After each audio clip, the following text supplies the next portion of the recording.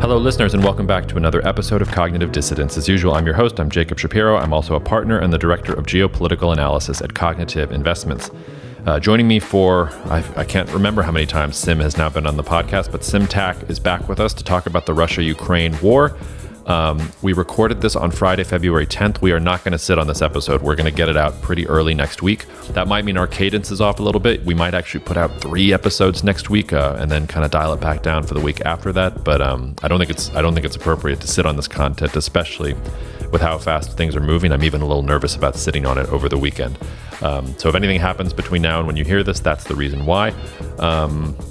Otherwise, I don't think there are any other housekeeping notes for me. You can write to me at jacob@cognitive.investments if you have questions about the podcast or about what we do at CI. If you haven't left a rating or a review on the podcast, please consider doing so. If you haven't shared this podcast with your friends who need to know all of this important information, consider doing that as well. For those of you in New Orleans, happy Mardi Gras, cheers, and see you out there.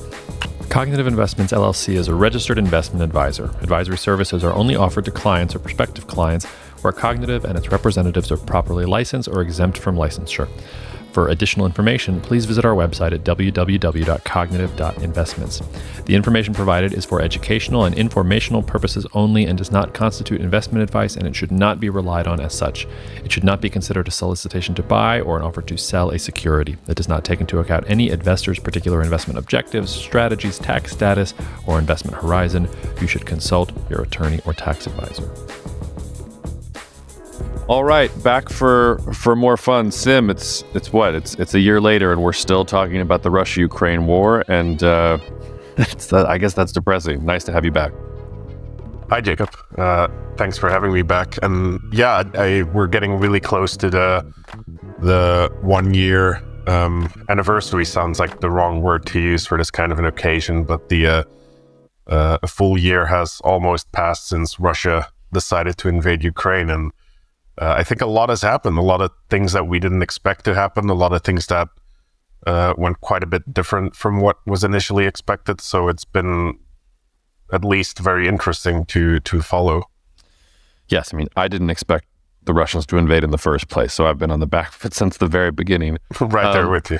But I have to say, Sim, that I'm more nervous or more pessimistic about the headlines that we're reading about what's happening with Russia and Ukraine right now than I have been at any other point in the war. I mean, it seems like the Russians are mobilizing for, not just another offensive, but a much longer conflict and for a meat grinder conflict, and that they're just not really going to give up.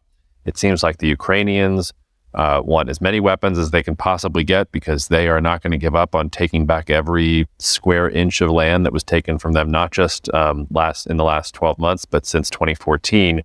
And that just seems to put, the two countries on a collision course. It puts Russia on a collision course with the West and NATO. I mean, I'm feeling very antsy about the whole situation. So are you also feeling antsy, or do you have some healing salve of, Jacob, it's not that bad, calm down a little bit for us? So I've been getting this same kind of sentiment from a lot of different people that I've talked to recently. I don't really see it that way. The way that I'm seeing a lot of the talk that's coming out now about Russia's new impending offensives, the reinforcements of the front lines, mobilizations, is, to me at least, it doesn't seem something completely new. It seems like Russia is continuing the same kind of style of conflict, the same kind of actions that they initially started a solid 5 to 6 months ago, which has just kind of become the style of the war at this point, I think. And there's a few different things to talk about there about that long-term view of the war. But if we're just talking first about Russia's alleged impending offensive, I think we have to be really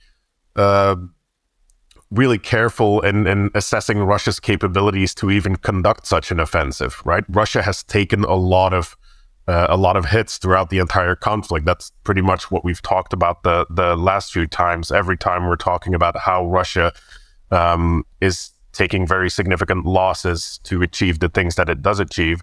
And more recently, we've seen exactly the same. So Russia is continuing to gain terrain, not the movements of the front line aren't quite as significant in scale as they were in earlier phases of the conflict. So all by all, I think that we're still talking about a relatively static front that has stayed in place over the course of the winter, essentially.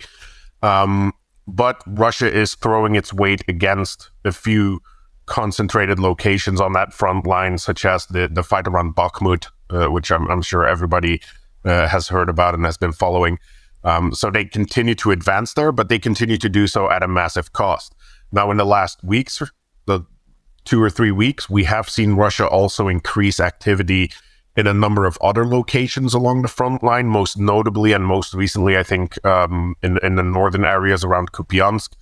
And that is showing that Russia is reinforcing certain areas of the front line, that they obviously still have an ambition to shift that front line to take additional terrain.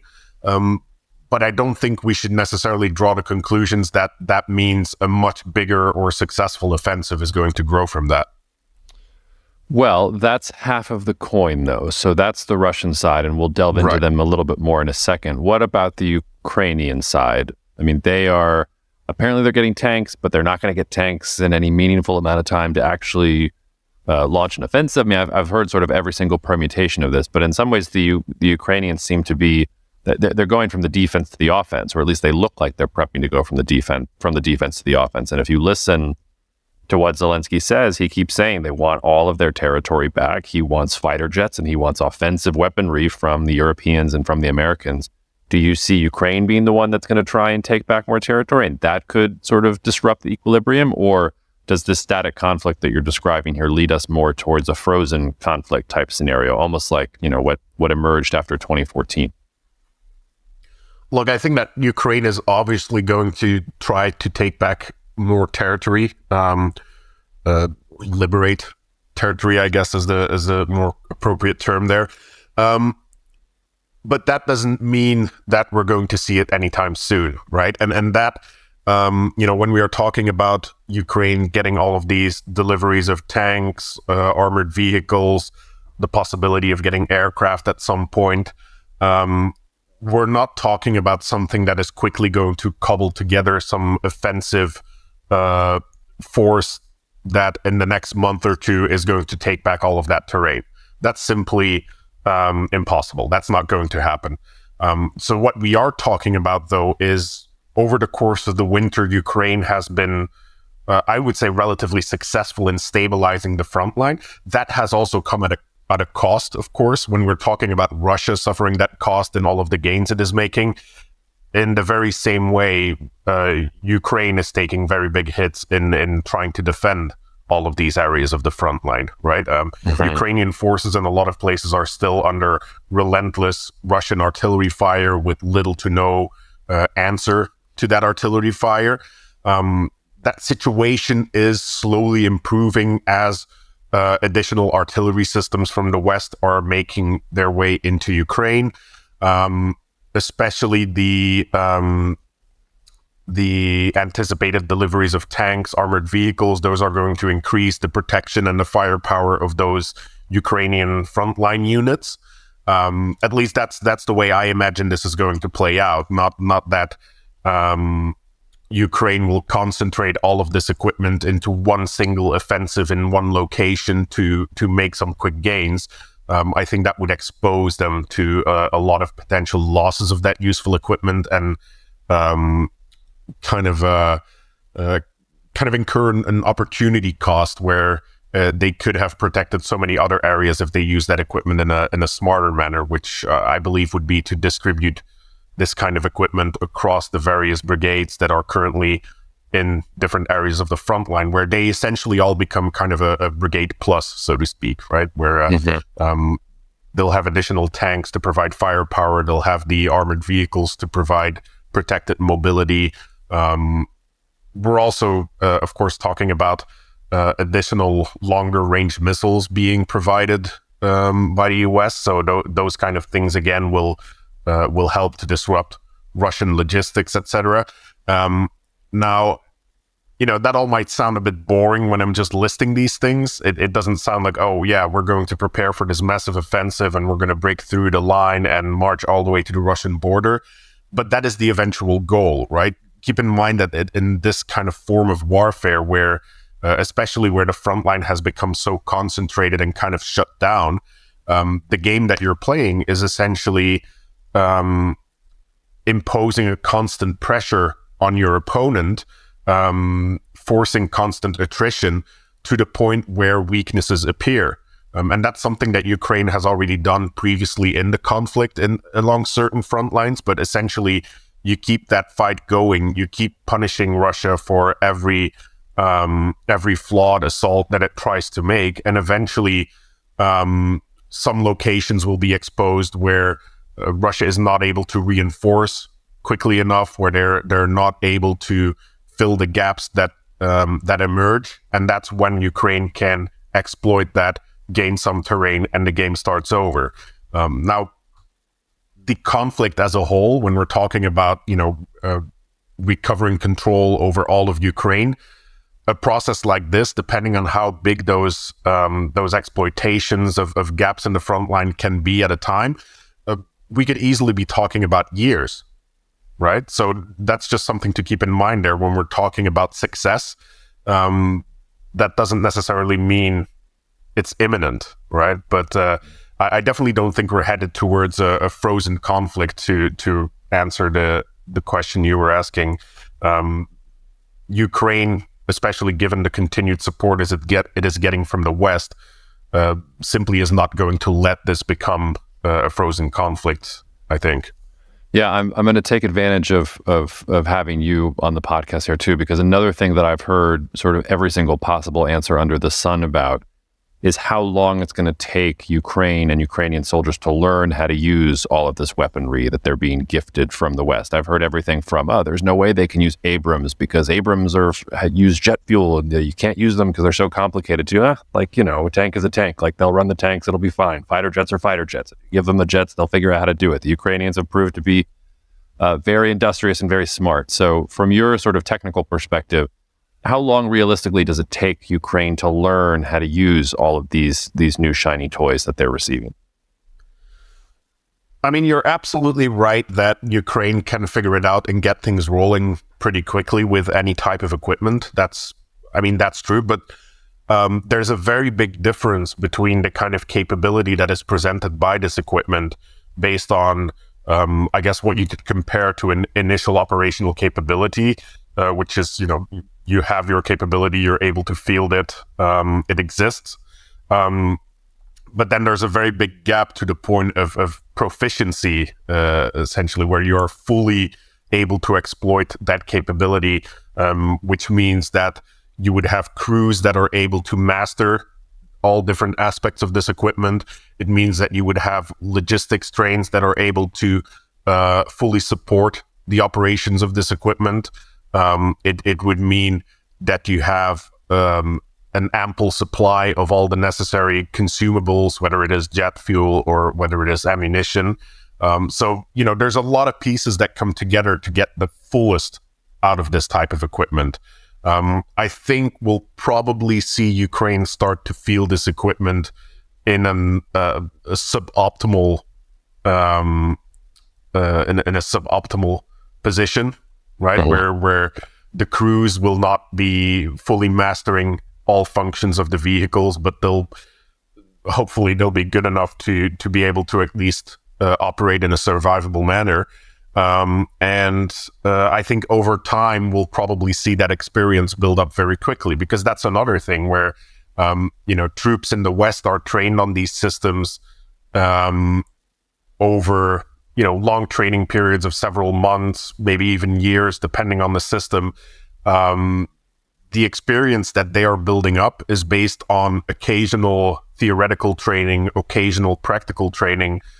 Once you have people with that initial capability in a field, in a conflict of this intensity, the experience that those Western forces gather at peacetime over the course of years is going to be delivered to them in the course of months, right? Yeah. So that's very quickly going to catch up. Yeah, that's a really good point. going back to what we were talking about before, so, and I guess this gets to, this is a way of trying to ask you what you think the conflict looks like over the next 6 to 8 months, even to the next 12 months.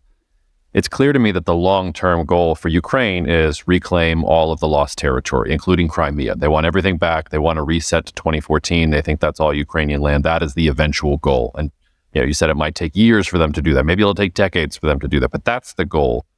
What is Russia's goal? Is there anything in Russia's operations or the way that they are mobilizing or the things that they are doing on the battlefield that tells you that Russia, say, just wants to take Donbass or just wants to take Donetsk and Luhansk, or really does still have ambitions of getting all the way to Kyiv or even to Moldova and Transnistria? How do you assess what the Russian end goal here is of this operation or war, whatever it is they want to call it?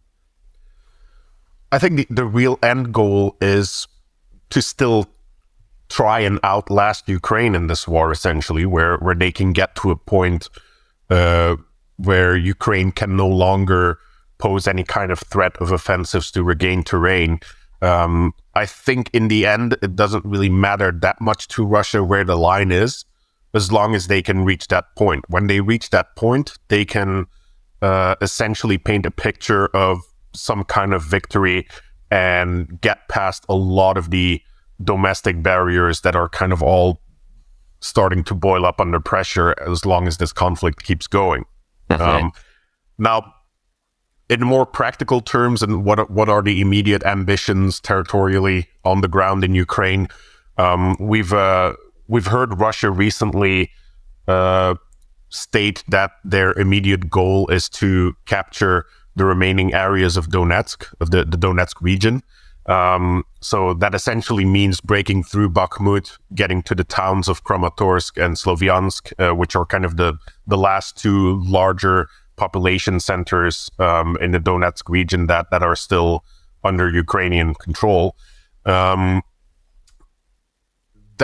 order, or the statement of that ambition, has also been combined with the appointment of General Gerasimov to the command of the operations in Ukraine. I don't know if that's something that you've caught, but over time, Russia has changed the command of these operations from time to time, and switching it to Gerasimov was a little bit of a surprise to me, because I had assumed that Gerasimov had fallen out of favor a little bit, since I saw a lot of his influences on his thought on Russia's role in modern warfare in the very early opening phases of the conflict, which was an absolute disaster for Russia. So I was kind of surprised that he was put in command, but at the same time, he's being put in command and then given this statement of the expectation of capturing the entire remaining area of the Donetsk region, and then that's a very big check to cash, essentially. So I assume he's not in a very comfortable position now. No, I wouldn't assume anybody in Russia is in a very particularly comfortable situation. Well, so try and imagine out. Let's say, hopefully you'll be back next February, and we'll be talking about.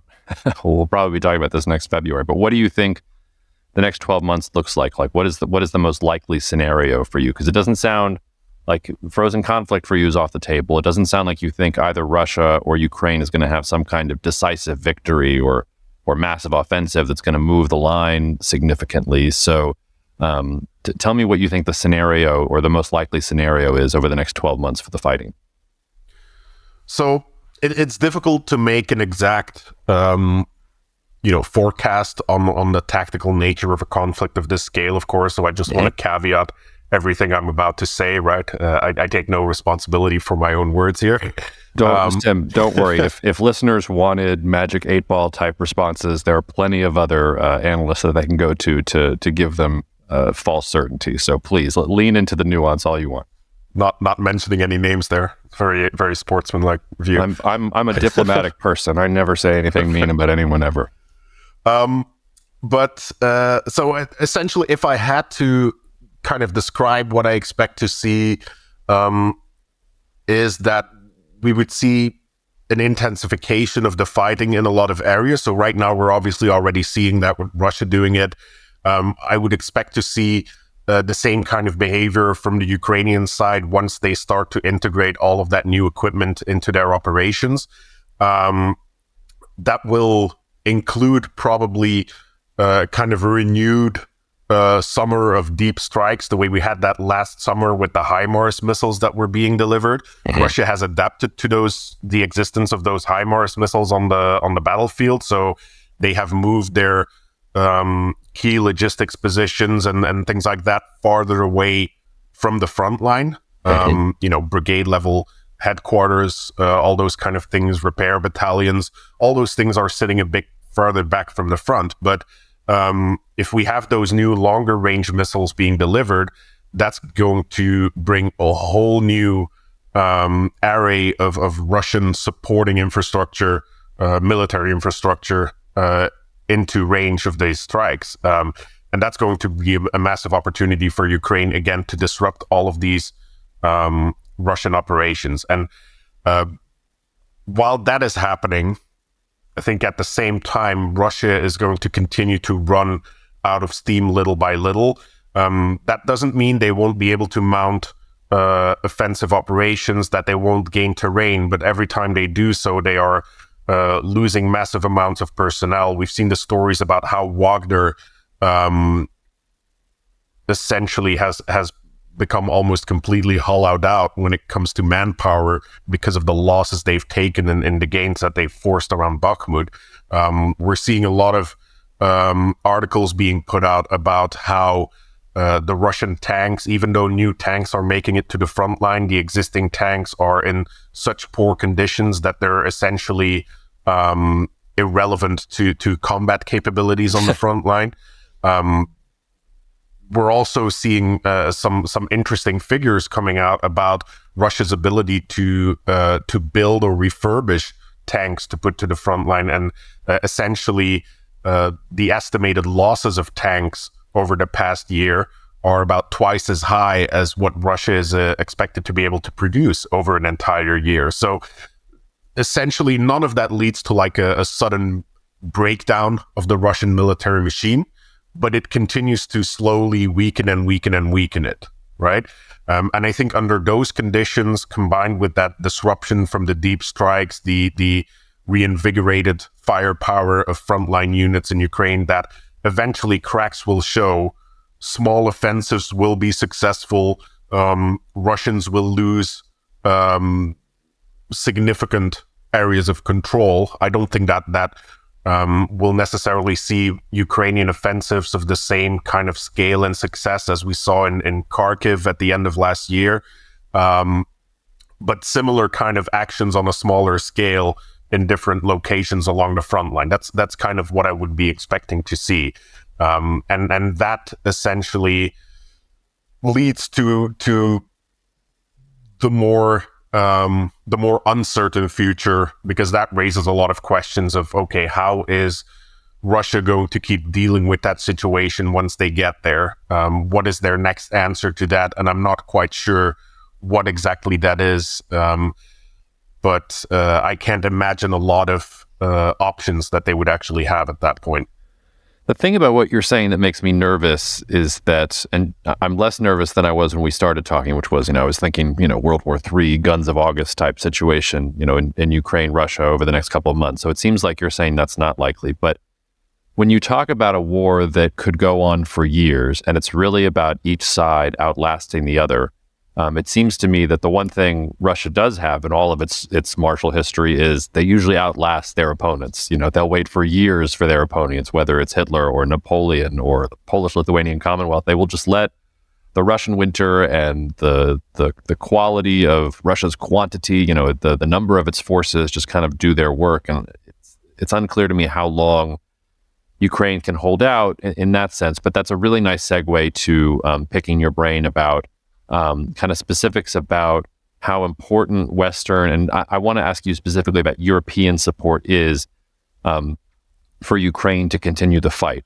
I have a really hard time benchmarking because, I don't know how many tanks the Germans and everybody else say they're sending now. It seems the number seems to change every single day. But it does seem clear to me that, the Ukrainians can't build all of these weapons and ammunition themselves. They're going to have to be supplied by the West. So there's a question about political will for the West to supply Ukraine, and I think that eventually comes down to Europe, because I don't think the United States will do it indefinitely. And then there's a question there about, well, how real is the support that Europe is offering Ukraine right now? It's nice that Zelensky gets to go have dinner with Macron in Paris, and Macron says it's crucial that Ukraine must win the war, but they're not giving Ukraine the things that they're asking for. So that's a rambly, roundabout way of asking the question. How important is the support that Europe is giving Ukraine right now? Is it token? Is it piecemeal support? Is it more for PR purposes? Do you think the Europeans are dragging out supplying the Ukrainians over time because they're hoping that there is some kind of frozen conflict situation? Do you feel like the Europeans are really supporting Ukraine to help win this conflict, or do you feel like they're kind of sitting on the fence and just doing the bare minimum and issuing press releases about the old tanks that they're sending? First off, let me say that's absolutely the correct analysis in going from that realization that, if this is becoming kind of a long, stretched out war of attrition, that's exactly the key conclusion, that we need to zoom out and look at how does that broader geopolitical situation play out? How does the West continue to support Ukraine? How does Russia continue to support that war effort? Those are the questions, I think, that are starting to define the long-term future of this conflict. No. But to get to your specific question on Europe, I think they are putting up quite a significant kind of support package right now. They have been dragging their feet, admittedly. Some countries more than others, obviously. Some have been very supportive from the beginning, especially countries like the United Kingdom, some of the Scandinavian countries, even some countries like Czech Republic that you might not hear as much about, but countries like Czech Republic, Denmark, are actually immensely supportive of the Ukrainian military capabilities. Could I ask you to pause there? When you say immensely supportive, what do you mean? You mean the Czechs are sending them ammunition and tanks underneath the table, or you just mean they're putting out very emphatic statements? Yeah, I'm talking about actual material support, so providing equipment.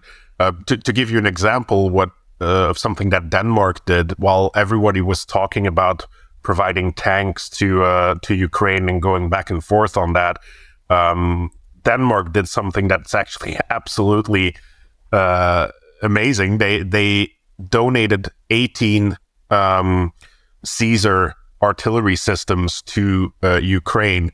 Now, that itself might not seem very impressive when you see numbers from what other countries are donating, but 18 Caesar artillery pieces, those are essentially very modern artillery pieces, but they are also the entirety of Denmark's artillery unit in its military. Denmark essentially gave up its entire artillery capability, transferred the whole thing to Ukraine. And then that's just one of the things that they have been sending in support of Ukraine, right? Now, of course, Denmark is putting this in their own perspective in terms of changing the nature of their own artillery unit and ordering different systems to replace them eventually. But these kind of things are very, very impressive for countries of that scale to do. And you've got a lot of countries of various scales doing these kind of things, and that is coming together in what I think is really impressive. When we're just talking about the tanks, for example, so there was a lot of back and forth about, Germany will allow the delivery of Leopard 2 tanks if the U.S. allows, or if the U.S. first decides to send Abrams tanks. Eventually, it seems they made some kind of a deal like that on it, because the announcements came very close to each other. And now we've got different European countries putting together packages of, I think, up to like 70 Leopard 2 tanks. And then we've got about 50 US Abrams tanks headed toward Ukraine, which is putting together a quite significant modern tank force. And then a lot of European countries have also been piecing together some older generation tanks, so the Leopard 1 tanks. I think right now, Germany and some other countries are putting together upwards of 100 of those tanks. And even though they're not as modern, not as shiny, these are still tanks of about the same generation as the Russian T-72s that we still see on the front line. So, not going to be useless at all. So anyway, when it comes to that kind of material support, providing that bulk, that mass, that seems to be the current direction that NATO in general and their allies have taken in supporting Ukraine. I think Europe's doing its part. They have slowed things down. They could have made these decisions a lot earlier, but I think Europe's also trying to be very careful in kind of balancing, on the one hand, kind of balancing the fear of escalation with support. On the other hand, there are some very specific realities about the positions of the electorate in certain countries, such as Germany, Italy, where people are not as decidedly anti-Russian as they might be in a country like the United Kingdom, for example. So that is definitely something that plays as well. That kind of covers the aspect of the arms deliveries, and I think Europe's doing a lot there. Another thing that I think is worth looking at is how Europe has dealt over the course of the winter with gas supply, because that to me was kind of the big question about whether Europe would be able to continue to support Ukraine, is whether they would get stuck in a gas crisis that would essentially have the electorate twist their arm over high gas prices and force them to take some kind of a weak position towards Russia to try and get cheap gas. They've not had to do that. And as time goes by, they're going to have an entire year now. We're not at the end of the winter yet, but the European gas reserves are at a much higher level than they normally are at this time of year. We've had a relatively warm winter to help us with that. But as time goes on, we will have additional opportunities to switch to LNG shipments from the Middle East, from the US. We'll have essentially some time to figure out the whole gas situation while we have pretty much zero supply from Russia. And I think that means that in the coming years, the political motivation for Europe to actually bend over to Russia is going to reduce further. And essentially, one of the reasons I think they will maintain that support for Ukraine, or at least they will be able to maintain that support if they want to. Yeah, you didn't just have a relatively warm winter; you had an unprecedentedly warm winter. It surpassed even my expectations, and I was very, very optimistic about European gas supply. Our old friend Marco Papic is. We recorded an episode with him this week, and it'll appear just a couple days before yours.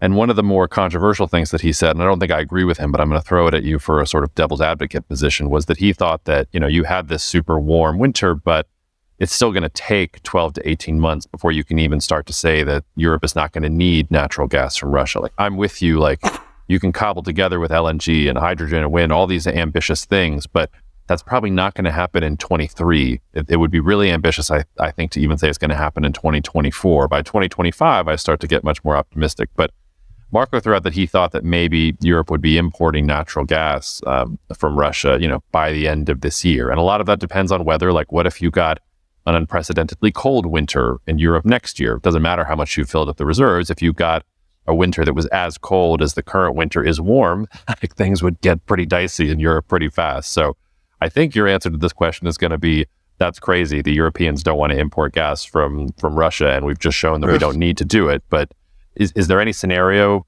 I mean, you alluded to it, is there a scenario you think coming into this next winter that you could see that starting to shake, where the Europeans do go back to the Russians for gas?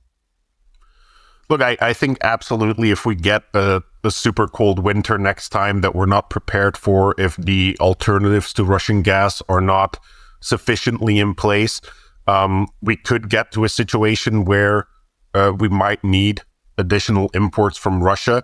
The reality, of course, also is that we've lost Nordstream. So, that has shut down the potential for large deliveries and large or high level dependency on Russia to some degree. But I think, barring some kind of an apocalyptic winter, I think we've shown this winter with the extra reserve that we had despite the warm winter, we should be okay. Another thing to keep in mind is that people, because of the price shock that we have suffered in the beginning of the winter, people have started to emphasize things like isolation, cutting down on consumption. A lot of people I know are keeping the temperatures in their houses significantly lower, and that has a massive effect on gas consumption. And then we're also kind of perhaps not really a positive of powerful sign, but there are still those fears of prolonged economic slowdown, which are of course also having an effect on overall energy consumption, which is keeping that a little compressed. So perhaps an economic revival would be one of the worst things that could happen for Ukraine if that fans a new energy hunger in Europe. But I think overall, I don't think we'll completely switch to the other side over the course of 1 year, where suddenly Europe will be forced, or European leaders at least will be forced to suddenly start making really detrimental deals with Russia to be able to get some gas. Sort of related to what you just said, Sim, who blew up Nord Stream 2? No comment?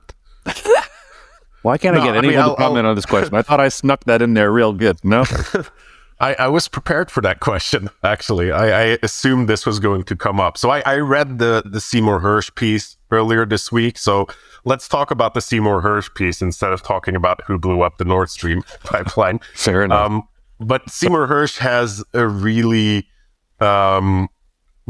interesting track record where obviously, in the past, he's had some very big, important stories that he broke a very long time ago, My Lai, more recently Abu Ghraib. But we've also seen him publish a lot more cookie stuff in the past decades, right? And then when you look at the piece that he published,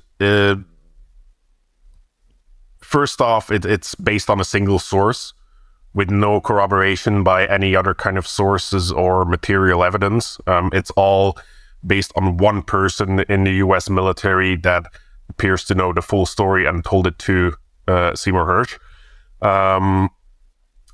That's kind of poor journalism, as it's been pointed out to me as well by other people that read the piece. In addition to that,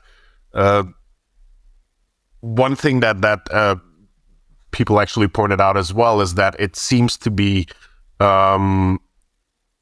referring or kind of loosely connecting to some of these different aspects that had been raised immediately after the pipeline sabotage. So the presence of the Baltops 22 NATO maritime exercises in the area. This is true, of course. Those exercises took place.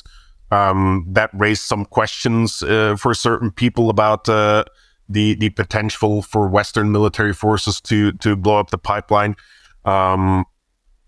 And he also refers to some of those P-8 maritime surveillance aircraft flights, presents a really high-tech spy story about a sonar buoy being used to send a signal to set off the timed charges on the lines. And I think this is a great plot for a Tom Clancy novel. And I mean, I can't even say that it's not necessarily what happened, but let's just say that, it's just kind of easy to have a source that refers to all of those little tidbits of Twitter discussion that had already been going on since the beginning of the sabotage. So it's kind of easy to have a semblance of evidence that way. But I think there's nothing in the piece that can actually be made hard. Now, to switch from reviewing Seymour Hersh's piece, I don't have any information or evidence that would suggest to me who was actually behind the sabotage of Nord Stream 2 and 1. One thing that I can say, though, is when I think about the motivation of different actors to conduct such an operation, I really don't see the logic of Russia to sabotage the pipeline. They have full control over the gas flow in the pipeline. They could simply shut it down. They had done so over excuses of maintenance and things like that. They could continue to play that game and simply shut down the pipelines. Mm-hmm. But in that case, they would maintain the option to try and blackmail Europe or try to lure Europe closer to them with the promise of access to cheap gas. Of course, that access hasn't completely disappeared, but its potential is significantly reduced without those pipelines. While when I think about other actors,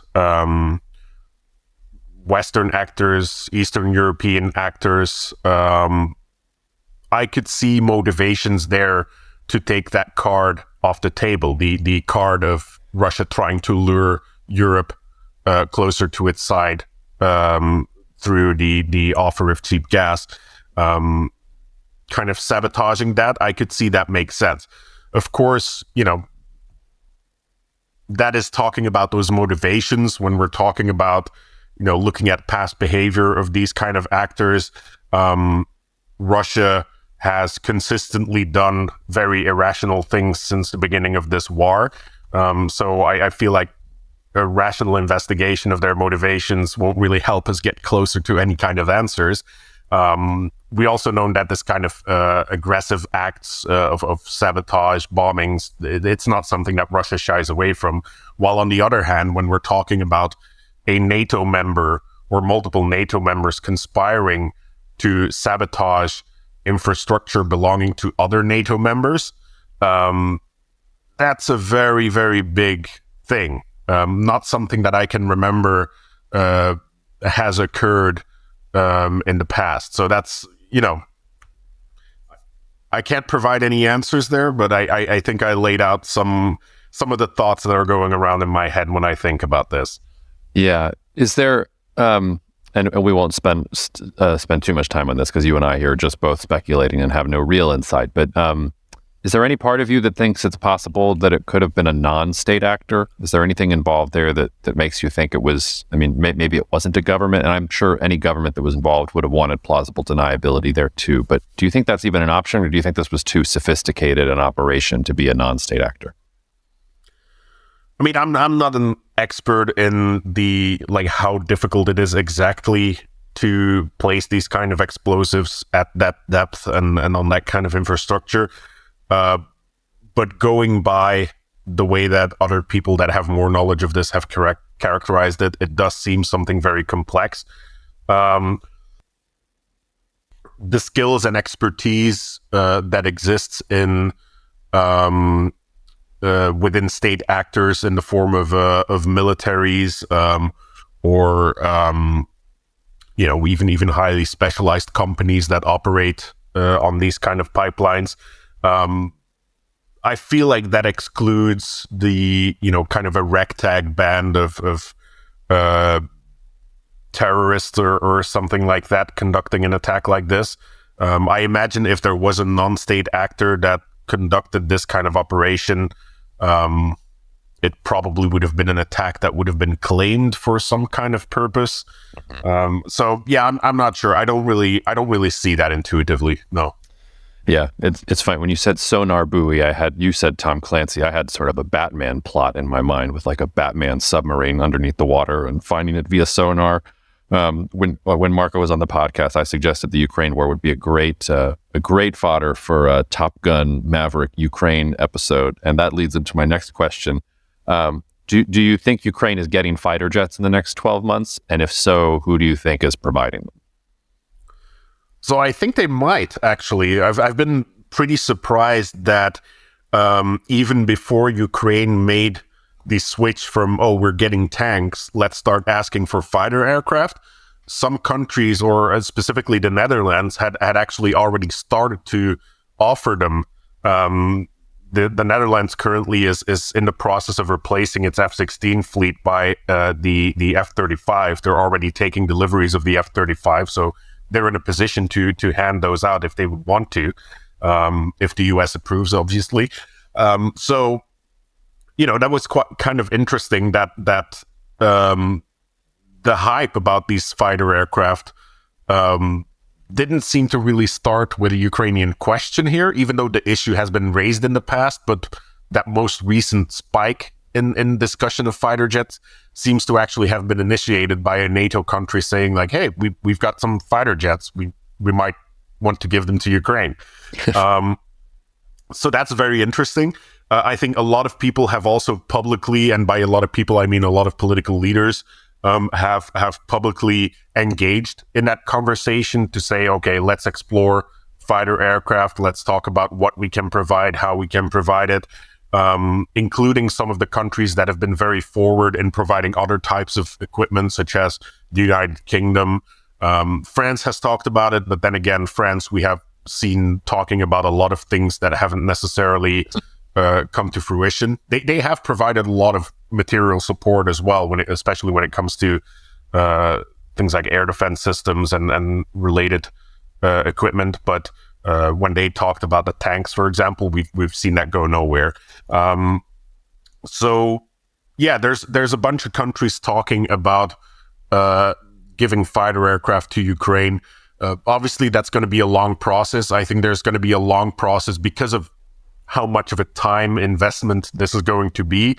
I think there's going to be an even bigger time investment up front than with other systems to really explore what do you need, what can you actually use to its fullest benefit in Ukraine, because giving Ukraine aircraft that can't operate in the kind of contested environment that Russia is presenting, that's going to be useless, right? That's going to be futile. So you need some kind of aircraft that is very survivable against the existing air defense threats along the front line. You need aircraft that, of course, are going to be able to present some kind of notable effect on target, whether that is going to be primarily aimed at taking down Russian aircraft or providing ground support to Ukrainian ground troops. But this is kind of the most important one, I think. You're going to need an aircraft that is going to be as easy for Ukraine to manage in terms of training personnel and in terms of providing logistics. Because when we're talking about aircraft, we're not talking about give them a tank and they'll figure it out, right? Aircraft, for obvious reason, it's a flying mechanical box. A lot of things can go wrong that will cost human lives if they go wrong, or that will completely remove the benefit of having the system in the first place. So you do need to have very solid logistics in place to deploy those aircraft, which also leads to another question. Where are we going to deploy those aircraft in Ukraine? They need to be close enough to the front line to be able to have an effect on them, but they also need to be protected enough so that Russia can't just spam an entire airbase with their Soviet-era anti-ship missiles and hope they get all the aircraft. No. So, there's a lot of moving bits here, and I hope that the people engaged in this discussion take the necessary time to really weigh all of these different elements. I'm sure that there are different countries that have spare aircraft that they are willing to give. But I think the question is really going to be more about what can Ukraine effectively use? Because putting all this time and effort into setting up a Western air fleet for Ukraine that is going to be impractical, that's just going to divert way too much attention away from things that could have actually affected the battle space. Well, that sort of leads into my next question, which is how important would aircraft be for Ukraine? So would that be a decisive step in allowing Ukraine to realize some of its military goals? Do you think that the aircraft discussion is a little bit overhyped for all the complexities that you just talked about here? How should we benchmark how important aircraft would be to Ukraine's efforts? I think aircraft could have a tremendous effect on the battle, but perhaps a little more depending on which systems are provided for these aircraft, what the exact armament capabilities are of these aircraft. So some things that people have talked about is providing Ukraine with aircraft that are also able to launch long-range cruise missiles, essentially. Anti-radiation missiles, so missiles that home in on sources of radiation, like a radar position, for example. So those kind of things would again expand Ukraine's reach farther away behind the front line to take out those key Russian pieces of equipment or logistics hubs that will affect the overall performance on the battlefield, right? So those are, I think, kind of the key elements. A broader benefit of being able to operate Western aircraft is, of course, that the West can then continue with providing Western munitions that are compatible with that aircraft. Right now, with the Su-27s and other aircraft that Ukraine is operating, these are built for Soviet or Russian-made munitions, which obviously they no longer have access to. Some of those they can produce themselves at lower quantities, but of course, if we're talking about a conflict of this intensity, the massive drain on munition logistics, having a Western fleet that can use those Western pieces of equipment or the Western types of munition, that would be a massive benefit. That's kind of the same thing that we saw with the artillery as well, where Ukraine obviously had a lot of artillery systems, Russian built or Russian designed artillery systems, but the West started to provide Western artillery systems for which they could also provide the ammunition, which means they can keep that munition flow going. Anyway, I think those could be really interesting ways that fighter aircraft can affect the battle space. But we also have to keep in mind, the process of figuring all of this out and then training people on these aircraft and then delivering them into Ukraine, setting up all the logistics. I think in the best of cases, we're talking about a process that will take at least a year, if not 2 years, before Ukraine can really start to fly units of Western aircraft. Sobering. Sim, before I let you go, what didn't I ask that I should have asked? I think we actually covered quite a bit again. I'm always a bit stumped when you ask that question. I can't feasibly know the unknown.